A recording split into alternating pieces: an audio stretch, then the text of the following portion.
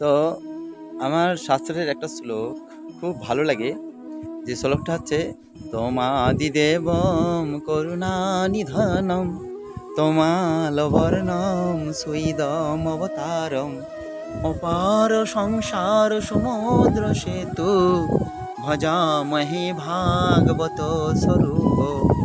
যে আহ, যে আমাদের যে সংসার, অপার সংসার ও সমুদ্র সেতু, আমাদের সংসারটা কিন্তু এখানে না।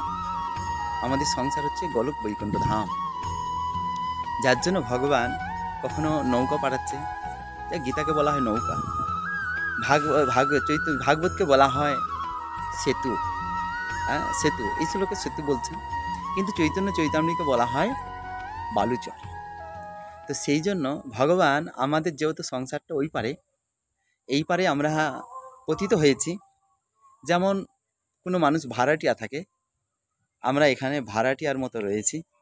তো সেই জন্য আমাদেরকে ওই সংসারে ফিরে যেতে হবে।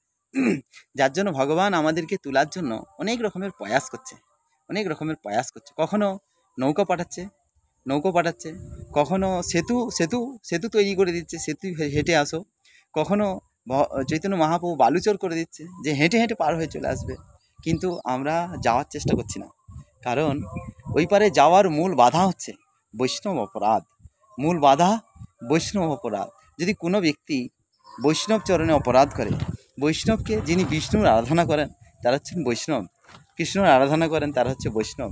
তো সেই জন্য তাদের চরণে যদি কেউ অপরাধ করে, তো এটা হচ্ছে ওই পারে যাওয়ার বাধা। কিন্তু একটা সেমি আছে, তারা তো কিছু ব্যক্তিকে বৈষ্ণব বলে মানেই না, ভক্ত বলে মানেই না। তো সেই জন্য ভগবান মহাপ্রভু তিনি যখন এই জগতে এসেছিলেন, তিনি পূর্ণ ভগবান। তিনি এসেছে ব্রজেন্দ্র নন্দনে যেই শচীসুত হইল সেই বলরাম হইল নিতাই।